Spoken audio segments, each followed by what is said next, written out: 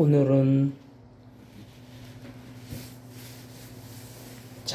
자인입니다. 자인이 도끼라는 도끼를 상징해요. 도끼.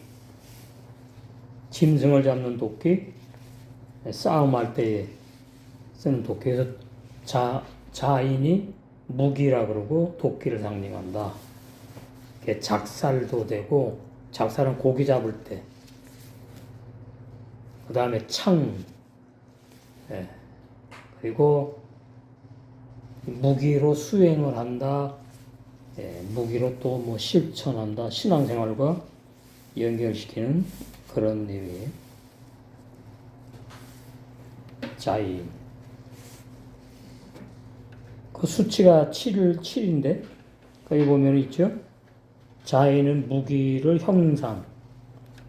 도끼를 형상한 글자다. 작살, 창, 도끼.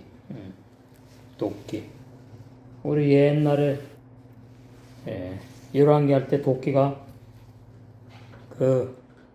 엘리야의 생도가 나무 찍다가 도끼가 물에 빠져가지고 건져내는 했지요. 도끼. 그때 뭐라 그랬죠? 도끼. 예? 뭐? 바르젤 그랬나?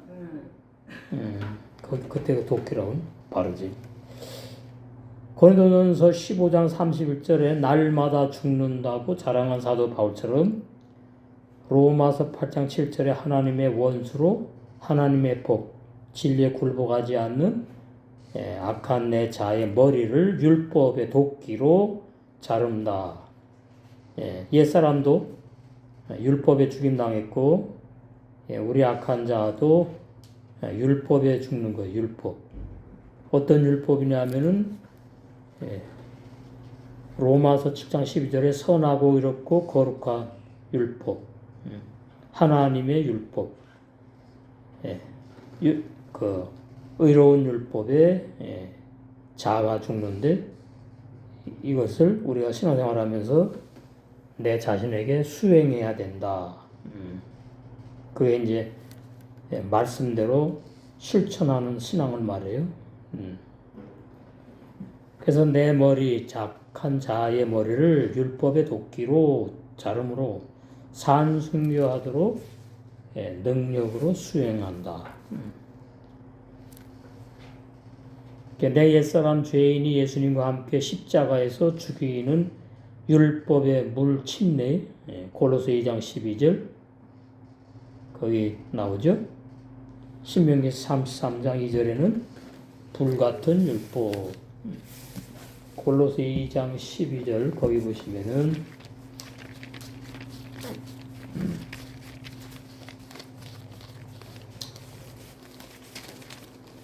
골로새 2장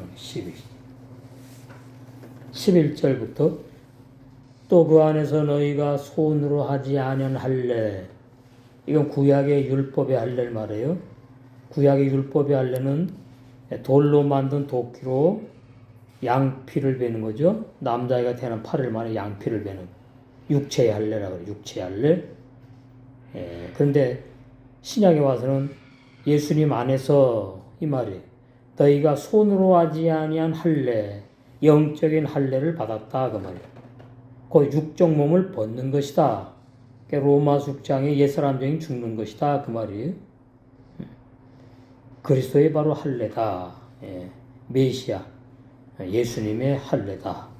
구약에는 이제 할례라고 했고, 신약에는 이제 세례라고 했죠. 12절. 너희가 세례로, 그러니까 구약의 할례와 신약의 세례는 같은 거예요. 근데 이제 세례가 아니고 히브리 원어 성경에는 침례가 정확하죠. 침례. 율법의 물에 잠겨서 죽임 당했다. 그런데 오늘 자인은 율법의 도끼에 내 목이 잘려서 죽었다. 그런 의미예요. 그러니까 다시 살아날 수 없다는 뜻이에요. 목이 잘려서 죽은 사람은 다시 살아날 수가 없어요. 팔다리가 잘린 사람은 살 수가 있다고요. 그래서 옛사람 죄인은 다시 못 살아요. 거듭나지 못해요. 죄사함도 못 받아요. 그래서 옛사람 죄인은 구원 못 받는다. 이렇게 되는 거예요. 그러니까 너희가 침례로 이걸 오해하니까 오늘날 장로교에서는 물 세례주고 1년 되면은 물 세례주지요.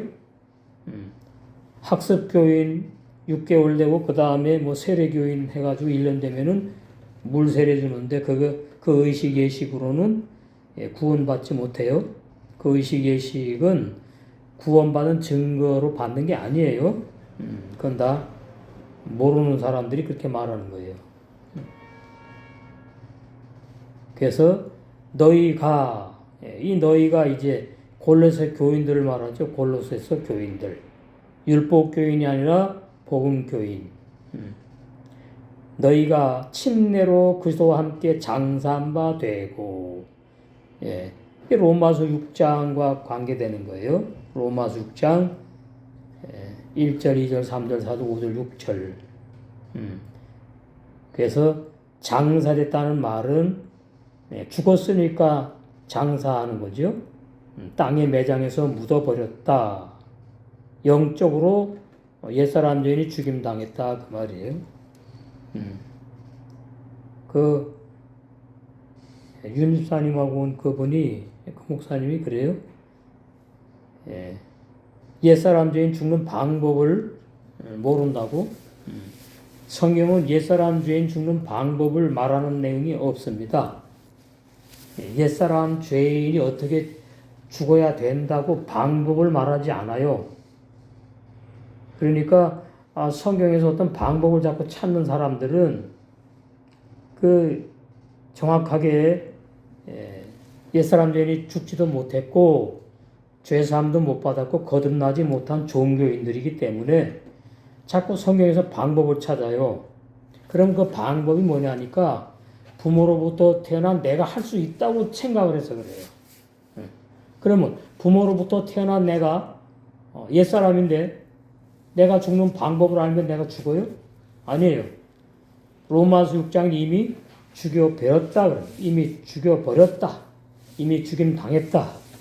옛사람 죄인 죽는 방법을 알려고 하면 그것은 이미 벗어난 겁니다. 진리에서. 옛사람 죄인도 내가 죽는 것도 아니고 그럼 자살이잖아요. 옛사람 죄인 죽는 방법을 내가 안다고 해서 죽을 수도 없어요. 그러니까 성경을 많이 오해한 거죠. 그러면서 이제 날마다 죽는 게 뭔지도 모르고 날마다 죽는 것은 옛사람 죄인 죽은 사람만 나는 날마다 죽노라 그렇게 되는 거예요. 고린도전서 15장 31절에. 자, 바울이 예수님을 만나기 전에 율법의 종이었는데 그 율법의 종일 때는 율법 10계명을 지키면 된다고 생각했던 율법 선생이었단 말이죠. 그때 바울은 죄인이었어요. 구원을 못 받고 죄사함도 못 받은 사람이에요. 그러면 그 바울이 나는 날마다 죽노라 그러면은 거기다 적용해버리면 바울이 날마다 뭐가 죽는다는 얘기예요? 그 옛사람이 날마다 죽는다고 오해하게 되겠지. 옛사람은 한 사람밖에 없고 나 한 사람이고 내가 죽는 걸 말해요. 죽임 당한 거예요. 내가 어떻게 죽으면 자살이 되니까 그건 진리가 아니에요. 바울은 날마다 죽노라 그러니까 바울이 자기가 죽은 걸로 되니까 그게 옛사람 죽는 걸로 오해하고 착각을 한단 말이죠. 그래서 성경은 기초부터 알아야지 기초를 모르니까 그렇게 이상하게 비진리를 따라가고 그렇게 되는 거죠. 그 왜 그러냐면은 에베소 4장에 이 말씀을 가지고 그래요. 거기 보시면 22절 너희는 유혹의 욕심을 따라 썩어져가는 구습을 쫓는 옛사람을 벗어버리고 이렇게 놓으니까 구원받은 사람, 옛사람을 자꾸 벗어버려야 된다 이렇게 오해한단 말이에요. 그러니까 바울이 나는 날마다 죽노라 그러니까 바울이 자꾸 구원받아도 죄를 진다고 생각하면서 바울이 바울의 옛사람을 날마다 벗어버리는 걸로 이렇게 막 오해를 하고 설교를 하는데 그건 진리가 아닙니다. 옛사람은 한 번 죽어서 끝나는 거예요. 그래서 로마서 6장 3절에서 6절 알아야 돼요. 로마서 6장 3절에서 6절 모르면 이제 죄사함도 혼란스럽고 거듭남의 진리도 혼란스럽고 뭐 다 성경 다 혼란스러운 거예요. 자기 생각대로 막 그냥 해석하고 인본주의로 진리에서 벗어나가지고 23절 오직 심령으로 새롭게 되어 이 번역이 헬라 번역이니까 이렇거든요. 그리고 에베소 교인이 100%가 다 옛사람이 율법에 죽은 사람이 아닐 수가 있는 사람들이 있는 거예요. 그렇기 때문에 바울이 그러는 거예요. 옛사람을 벗어버리고 버려라 이러는 거예요. 버린 사람은 해당이 안 되는 거죠. 옛사람 죽은 사람은 해당이 안 되는 거죠. 근데 이제 옛사람을 벗어버리고 그러니까 나는 가만히 있고 뭘 벗어버리는 것처럼 오해를 하면 안 돼요. 내가 옛사람이고 내 옛사람이 죽는 것을 갖다가 벗어버리고 이렇게 표현한 거예요. 버리니까 없죠, 이제는. 근데 옛사람 옷을 입고 있다가, 내가 회개하고 예수를 믿으니까, 옛사람이 옷을 입고 있다가 옛사람이 옷을 벗어버린 것처럼 이렇게 오해하게끔 번역이 되어 있어요. 이게 그래서 70년 헬라 번역이 이렇게 오역이 많다 그 말이에요. 특별히 죄상 구원의 진리에 대해서 맞질 않아요. 23절에 오직 심령으로 새롭게 되어 이렇게 놓으니까 구원받아도 옛사람을 벗어버려야 되고 날마다 마음이 자꾸 새롭게 내가 해야 되는구나. 이것이 인간의 행위예요. 인간의 행위. 율법신앙. 인본주의. 그 복음이 아니에요. 비진리란 말이에요. 하나님을 따라 의와 진리의 거룩함으로 지으심을 받은 새 사람을 입으라. 그래서 이 말씀에 보면은 아직도 옛사람 상태의 사람들이 에베소 교회에 있었구나. 그 사람들에게 하는 말씀이에요. 오늘날은 어떤 사람들이 하는 말씀이냐? 계시록 3장의 라오디게아 종들과 교인들에게 하는 말씀이에요. 오늘날 마지막 교회가 라오디게아 교회와 신앙 상태가 똑같아요. 라오디게아. 그 계시록 3장에 보면 14절에 라오디게아 교회 사자에게 편지하기를 아멘이시오, 충성되고 참된 증인이시오. 라오디게아 교회에 왜 아멘이라고 그랬느냐? 부활하신 주님이 아멘이래요. 아멘. 그 다음에 충성되고 참된 증인이 되신다. 이게 무슨 얘기냐? 이걸 모르면 라오디게아 교회 해석을 못해요. 라오디게아 교회 해석 못하는 것이 아니고 모든 교회를 제대로 이해를 못해요. 하나님의 창조의 근본이시니. 그래서 창세기 1장을 모르면 창세기 1장 베르시트 그리스도 예수 엘로힘 하나님이 그리스도 예수로 우주 만물 창조하셨고 영의 세 사람 창조하셨고 그래서 그 영의 세 사람이 하나님 형상과 모양대로 창세기 1장 26절 27절 8절에 나오죠. 2장 7절에는 흙으로 지은 사람이니까 창세기 1장에 그 남자와 여자를 말하는 것이 아니다. 그러면 그 창세기 1장의 남자와 여자는 누구냐? 그 남자는 우리의 신랑 되신 주님을 말하고요. 여자는 신부 교회를 상징하는 거예요. 그걸 진짜 남자 여자로 보니까 이게 완전히 어린아이 도의 첩으로 문자로 보고 오해를 하게 되는 거죠. 그건 진리를 모른다 이렇게 됩니다. 그래서 아멘을 알아야 돼요. 아멘. 아멘이 뭐예요? 진리란 말입니다. 라오디게아 교회 종과 교회들 너희들 진리 몰라 이 말이에요. 그럼 진리를 어떻게 알죠? 쉽게 말하면 요한복음 17장 3절에 유일하신 참 진리 하나님을 제대로 알아야 아멘이신 하나님을 아는 거예요. 아멘이신 삼위일이신 하나님, 아멘이신 예수 그리스도. 그 다음에 충성되고 참된 증인. 예수님이 십자가에 죽으시고 예수님의 육체가 부활한 것이 아니고 영체, 신령한 몸, 영의 부활이다. 이것이 충성되고 참된 증인이신 부활하신 주님을 제대로 아는 거예요. 자꾸 예수님의 육체가 부활했다 그러니까 모르는 거죠. 그건 왜 그러냐니까 사복음서에 그 헬라 70인 번역이에요. 예수님의 육체가 부활했다고 번역을 해놨거든. 그러니까 육체의 부활을 믿는 거죠. 근데 요즘엔 이제 그래요. 옛날엔 육체가 부활하니까 예수 믿는 사람들은 화장시키지 말라 그랬어요. 그럼 그 말이 맞느냐? 안 맞죠? 만약에 육체가 부활한다고 쳐도 화장시킨다고 부활 못하면 하나님 능력이 없는 거예요. 그냥 안 맞는 얘기예요. 육체 부활 못해요. 근데 예수님은 왜 육체가 부활했다는 것처럼 그렇게 오해하느냐? 그게 오해거든요. 원래 예수님은 우리 육체하고 다른 육체예요. 말씀이 육신이 되셨잖아요. 말씀이. 우리는 뭐예요? 흙으로 지음받은 육체예요. 이걸 모르니까 말이죠. 예수님 육체에 부활했으니까 우리도 육체에 부활한다. 이렇게 말씀을 오해하는 거란 말이죠. 그 부활의 진리 모르면 예수님을 정확히 모른다.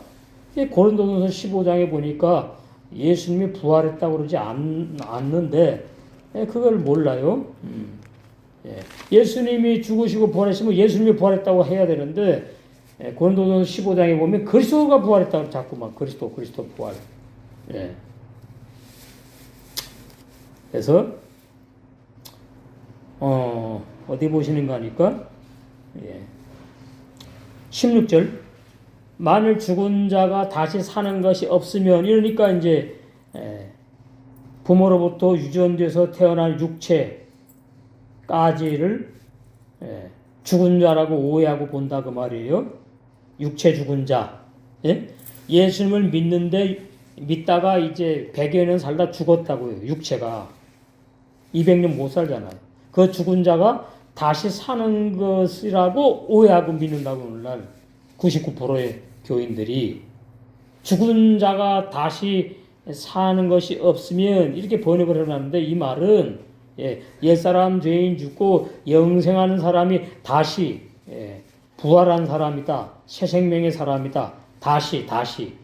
다시라는 말은 두 번째 사람, 죽지 않은 영생하는 사람, 그 사람이 복음으로 사는 거예요. 근데 그렇게 이해를 안 해요. 자꾸 우리 육체가 부활한다고 이렇게 오해를 하는 거예요. 그리스도도 다시 사신 것이 없었을 터요. 보세요. 그리스도가 살았다 그러죠? 왜 예수님이 육체가 다시 살았다 그래야 되지 않아요? 왜 그래요? 이건 모르고 막 그냥 원어에 그렇게 있으니까 그러는 거예요. 그러니까 예수님도 모르고 그리스도도 몰라요. 그냥 한 분으로 막 그냥 도매금으로 막 넘겨버려요. 예수님은 피 흘리는 육체를 말씀하는 거예요. 예수님 할 때에 십자가에 죽을 때 영은 못 죽잖아요. 그리스도는 영이잖아요. 그 영이 십자가에 달립니까? 피 흘리면 못 흘리잖아요. 그래서 예수님이 육신이 있는 거예요. 피를 흘리셔야 되니까. 왜 그래요? 죄사함은 피로만 죄사함 선물로 주시니까. 그래서 예수님의 육체는 피 흘려서 죽으시고 그 다음에 이제 그리스도 신령한 몸으로 영으로 부활하셨다. 근데 그렇게 번역이 안 돼 있어요.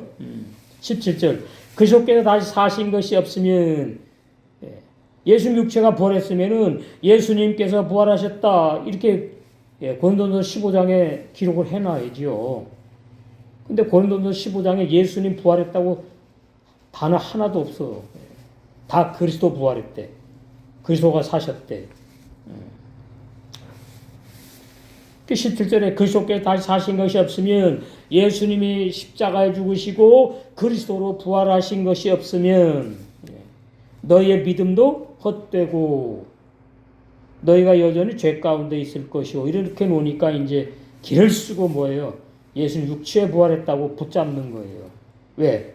예수님 육체에 부활했다고 믿어야지 믿음도 헛되지 않다고 오해하고 나도 죄 가운데 있지 않고 구원받는다고 오해한단 말이에요. 이래서 성령의 감동으로 그랬던 히브리 원어 성경을 반드시 알아야 돼요. 주의 종들은. 번역이 맞는 것도 있지만 중요한 부분에는 번역이 너무나 왜곡을 했고 오역을 했단 말이죠. 이것이 하나님의 섭리 모략이에요. 마지막 때 사도 요한의 금을 긋는 말씀 회복의 역사, 올바르게 다시 새롭게 다시 재정립하는 역사. 그 말씀의 개혁이 일어나야 돼요. 18절 또한 그리스도 안에서 잠자는 자도 망하였으리니 만일 그리스도 안에서 우리의 바라는 것이 다만 이생뿐이면 그럼 예수님 믿을 필요가 없지 뭐 그렇잖아요. 그냥 이 땅으로 다 끝난다면은 그게 아니라 이제 그 말하는 거잖아요. 모든 사람 가운데 우리가 더욱 불쌍한 자다. 그러면서 20절에 그러나 이제 그리스도께서 죽은 자 가운데서 다시 살아 잠자는 자들 1010명가 되셨도다. 그러나 이제 예수님께서 죽은 자 가운데 다시 살아 이렇게 번역해야 맞잖아요. 아니거든요. 그리스도는 신성을 말하는 거. 신성, 영. 사람의 눈에 보이지 않는다 그 말이죠. 그래서 베드로 사도가 제 말이 아니고 베드로 사도가 예수님이 영으로 부활했다고 말씀해요. 베드로전서 3장 18절 그리스도께서도 한번 죄를 위하여 죽으사 여기 또 이렇게 예수님께서 한번 죄를 위하여 죽으신 거지. 의인으로서 불의한 자를 대신하셨으니 이는 우리를 하나님 앞으로 인도하려 하심이라.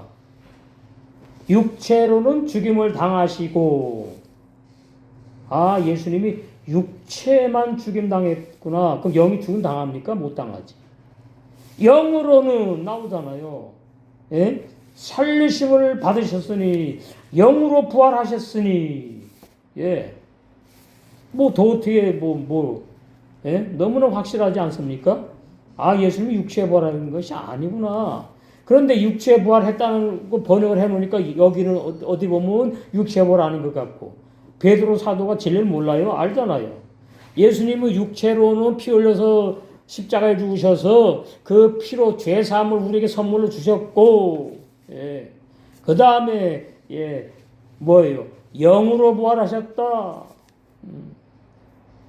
이대로 믿으라면서요. 말씀을 이대로.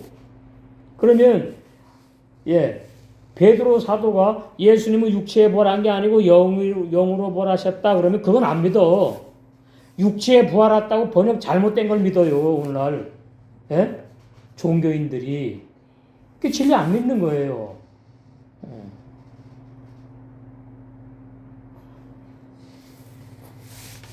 진리 안 믿는 거예요. 진리 안 믿으면 구원 없는 거죠. 예수 믿는 사람 아니죠. 종교인이지. 로마서 1장에도 그러잖아요.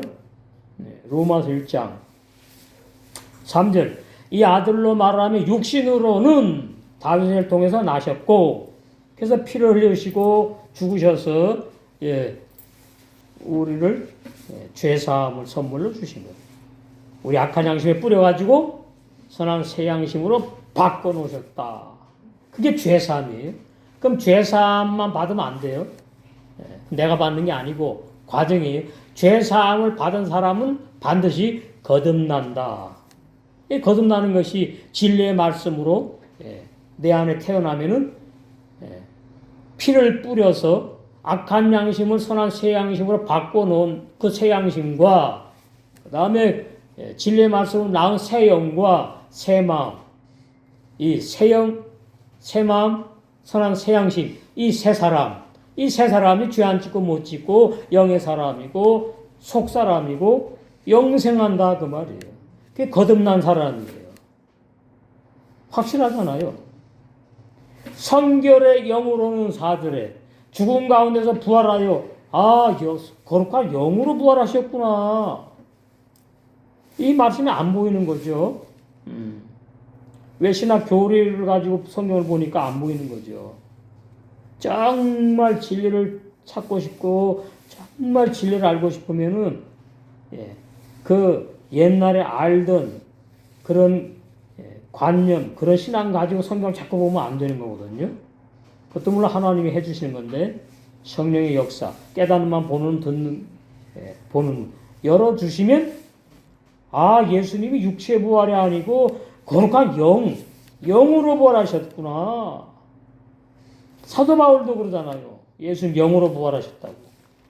베드로 사도도 그러잖아요. 베드로 3장 18절에 육체는 죽임당하시고 육체는 죽으시고 영으로 살리심을 받았다고.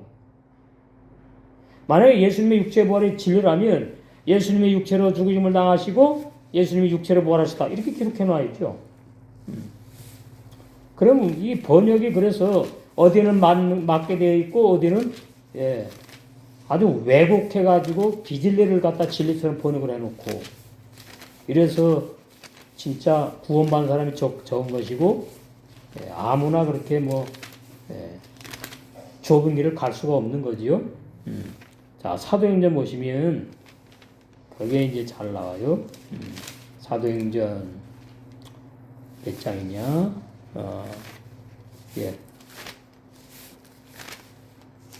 예수님께서 죽임을 당하셨는데 육체는 썩지 않는다. 그렇게 놓으니까 육체의 벌이라고 오해를 한단 말이죠. 왜 예수님의 육체가 썩지 않느냐? 그걸 알아야지요. 왜 썩지 않느냐? 자, 사도행전 2장.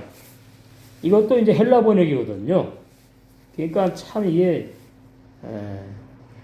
제대로 진리로 번역을 해놨으면 좋을 텐데 그거 뭐 다 하는 섭리니까. 자, 여기 보시면은 31절. 여기 보니까 또 예수님의 부활이라고 그러지 않아요? 미리 보는 거로 그리스도의 부활하심을 말하되 저가 예수님을 말하죠. 음부에 버림이 되지 않고 육신이 썩음을 당하지 아니하시리라 하더니 이 예수를 하나님이 살리셨다. 이렇게 번역해 놓으니까 이제 예수님 육체에 부활하셨다고 오해를 한다 그 말입니다. 그러면 이제 사도행전에 보시면은 예수님이 육체가 부활하셨어요. 그러면 그 육체가 보여야 돼요? 안 보여야 돼요? 보여야지 정상이지요. 그래서 요한복음에 보면은 이제 보인다고 돼 있다고 또. 그러니까 이 예수님의 부활의 진리 아주 중요합니다. 뜨거운 감자예요 이게. 예수님 육체 부활인가 아닌가 이게 뭐지? 히브리 원어 성경 보면 정확하게 있는데 우리 옛날에 했잖아요. 자, 여기 보시면 요한복음에 20장 거기 보시면 마리아가 예수님을 만나러 이제 가는 예수님의 시신을 이제 보러 가시는 거예요. 보러 가. 근데 이때도 마리아는 예수님이 부활하신다는 말씀 이미 하셨는데 그 신앙이 아직 아니에요. 부활의 신앙은 아직 아니야. 그러니까 예수님이 우리 선생님이 우리 주님이 제대로 잘 그 아리마다 요셉에 잘 이렇게 있는가 누가 훔쳐갔는가 또 어떻게 궁금해갖고 보러 간 거예요. 아침에. 그래서 이제 갔어요. 보러 갔더니 예수님이 없어. 여기 보시면 20장에 보면 이제 나오죠. 그러니까 예수님이 육체가 부활했다고 자꾸 이제 믿게 되는 거거든요. 한마디로 말하면 예수님이 육체가 썩지 않는다는 말은 말씀이 영으로 육신을 입고 오셨다 그 말이에요. 그래서 피를 흘리신 다음에는 다시 말씀 영으로 돌아가는 거거든요. 이것은 쉬운 진리지만 이게 신앙이 어리면 이게 안 믿어지는 거예요. 이게 그러니까 또 단단한 말씀이 되는 거예요. 단단한 말씀. 자, 13절에 천사들이 가로되 여자여 어찌하여 우느냐 가로되 사람이 내 주를 가져다가 어디 두었는지 훔쳐갔다고 생각. 내가 알지 못해서 나 울고 있어요. 그러는 거예요. 이 말을 하고 뒤로 돌이켜 예수의 서신 것을 보나. 이게 아주 결정적인 말씀입니다. 그러면 자, 예수님이 육체로 부활했으면 다른 모습이에요? 그 모습이에요? 그 모습이지. 그 모습으로 부활했다고요. 그러면 마리아가 봤는데 보니까 그 예수님이 아니라니까요. 예. 그 돌이켜 예수의 서신 것을 보나 예수신 줄 알지 못하더라. 이 번역 이런 식으로 해놓으니까 이게 아주 그냥 혼란스러워요. 생각해 보세요. 마리아가 얼마나 예수님께 충성봉사를 많이 한 사람이고, 예수님의 발부터 머리까지 기름을 부어가면서 다 이렇게 발을 씻고 막 얼마나 신앙이 뜨거운 사람인데, 이 마리아를 말이죠. 로마 천주교에서 창녀라고, 몸 파는 여자라고, 어느 교부가 말해가지고 그것을 개신교에서 받아들였답니다. 마리아는 그런 몸 파는 여자 창녀가 아니래요. 돈이 많고 경건한 여자라 그래요. 개신교는 신학 박사가 이거 바로 알아야 된다고 그러면서 말하더라고. 그 말이 맞아요. 예수께서 가라사대 15절 여자요 마리아라고 그러지 않아. 예수님 육체를 부활했으면 마리아야 나 예수야 나 부활했어 이래. 여자요 예수님도 다른 분. 이제 육체의 마리아하고는 이게 다른 거지요. 여자요 그래요. 예수님 마리아 이름 몰라요? 아시지. 여자요 어찌하여 울며 누구를 찾느냐? 그러면 아실까요 모를까요? 당신 찾는 거 알지. 마리아는 그가 동산지기인 줄 알고 가로되 주여. 여기 주여는 주님이 아닙니다.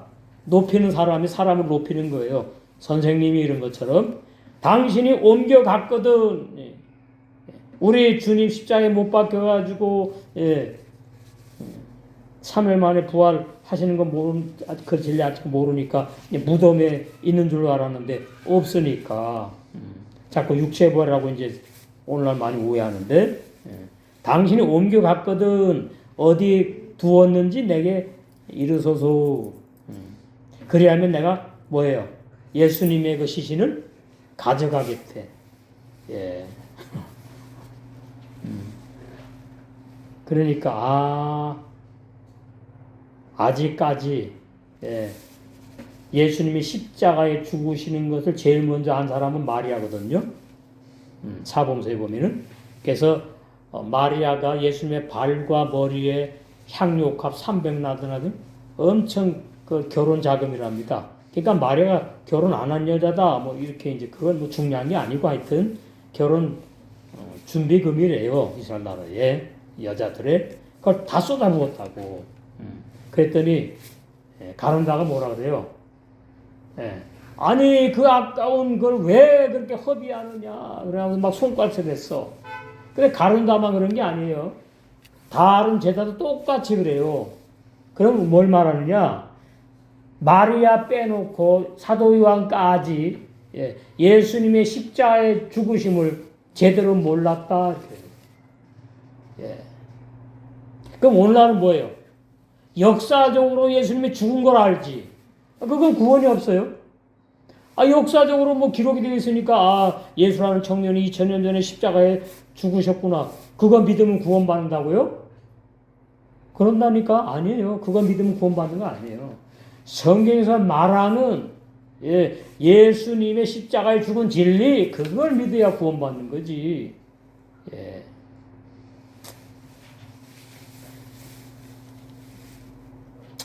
16절 예수께서 마리아야 하시고 이제 마리아야 그러는 거예요. 그러니까 마리아야 할 때 그 음성이 이제 듣는 귀가 열리는 거예요. 오! 바로 주님이구나 이렇게. 마리아야 하시거늘 마리아가 돌이켜 히브리 말로 라보니요. 선생님이시군요. 주님이요. 주님이시군요. 이게 높인 표현이에요. 라보니가. 하니 이는 선생님이라. 예수께서 이르시되 나를 만지지 말라. 내가 아직 아버지께로 올라가지 못하였노라. 언제 올라갑니까? 이것도 참 다 단지의 난. 사도행전 보니까 올라가대. 예? 사도행전 보니까 1장에 올라가시던데. 자, 보세요. 예수께서 이르시되 나를 만지지 말라. 내가 아직 아버지께 올라가지 못하였노라. 너는 내 형제들에게 가서 이르되. 자, 예수님이 십자가에 죽으시고 부활하시기 전까지는 베드로부터 가룟다까지 형제라고 부르신 적이 없다. 그런데 부활하시고 나서는 11제자지요. 11제자 형제들이라고 말해요. 형제들. 형제들은 뭐예요? 한 핏줄, 한 아버지 밑에서 태어났다 그 말이거든요. 그러면 11 이 사도들이 영생할 사람이기 때문에 예수님께서 내 형제들에게 말씀하신 거죠. 그래서 예수님은 큰 형이고 우리는 다 동생들이 되는 거. 히브리서에 보면은 하나님의 가족으로 해석이 될 때 그렇게 되는 거예요. 내 형제들에게 가서 이르되 내가 내 아버지 곧 너희 아버지 내 하나님 곧 너희 하나님께로 올라간다 하라 하신대. 막달라 마리아가 가서 제자들에게 내가 주를 보았다 하고 또 주께서 자기에게 이렇게 말씀하셨다 말을 했는데 제자들은 아직까지 이해를 못해. 죽은 사람이 어떻게 살아나? 이날 곧 안식 후 첫날 저녁 때에 제자들이 모였어요. 유대인들을 두려워해 모였어요. 왜? 유대인들이 저 예수 믿는 사람들 그럼 또 잡아다 죽을까봐, 제자들이 죽을까봐. 성령 못 받았으니까 죽기 싫거든요. 예수님 십자가 죽은 거 보니까 엄청 무섭거든요. 아우 저 고통 보통 고통이 아니고 말이지. 그런데 사실 그 예수님 십자가에 죽으실 때에 예수님의 어머니하고 마리아가 있었어요. 다른 제자들은 다 없었어요. 근데 요한복음에 보면 또 사도 요한이 있었다고 또 적혀놨어. 그러니까 사도 요한과 예수님과 마리아 이 세 사람만 예수님의 십자가 바로 밑에서 십자가에 못 박혀 고난당하는 것을 직접 보고 체험을 했다. 문들을 닫아놨는데 예수께서 오사 가운데 서서 가라사대. 그러니까 예수님이 육체가 보냈는데 그 육체는 특수한 육체구만요. 문이 닫혀있는데 쑥 들어오셨대. 영의 부활을 말하는 거예요. 가운데 서서 가라사대 너희에게 평강이 있을지어다. 그러면서 이제 22절에 이제 성령을 받으라 해서 성령 받으니까 예수님의 사복음서에서 예수님의 고난과 부활과 깊은 진리까지 이제 성령께서 다 생각나게 하시고 가르쳐 주셔요. 그래가지고 이제 사도행전에 와서 비로소 놀랍게 성령에 사로잡혀가지고 사도의 사명들을 감당하는 내용들이 나온다. 그런 거예요. 이것이 뭡니까?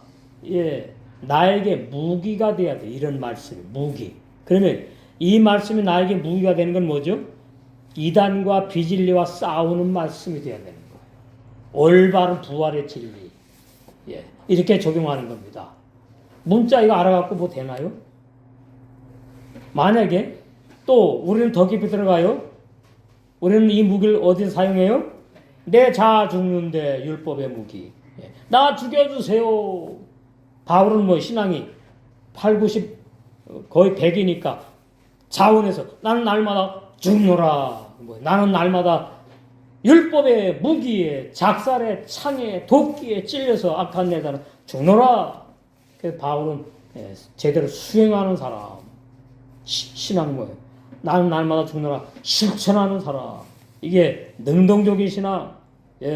믿음이 좋다. 많이 성장했다. 청년의 신앙 말하는 거예요. 그래서 오늘 자인 다음에 조금 더 이어서요. 오늘 자인이 그렇게 적용을 해야 되는구나. 자인. 그래서 이 도끼 모양이잖아요. 도끼. 이 도끼 모양이잖아요.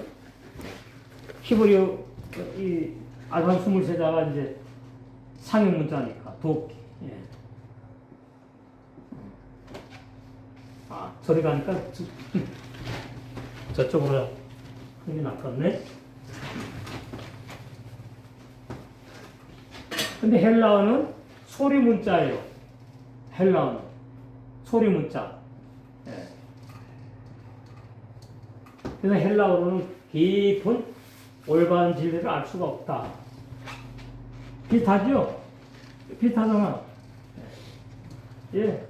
도끼. 옛날 사람들 돌도끼. 돌려 구멍 나온 옛날이니까. 예. 오늘날은 뭐 도끼 예쁘고 아름답고 막 날렵하고 그렇지만 옛날에 이거 각 찍으면 짐승 잡아요. 제사 지낼 때 잡고. 예.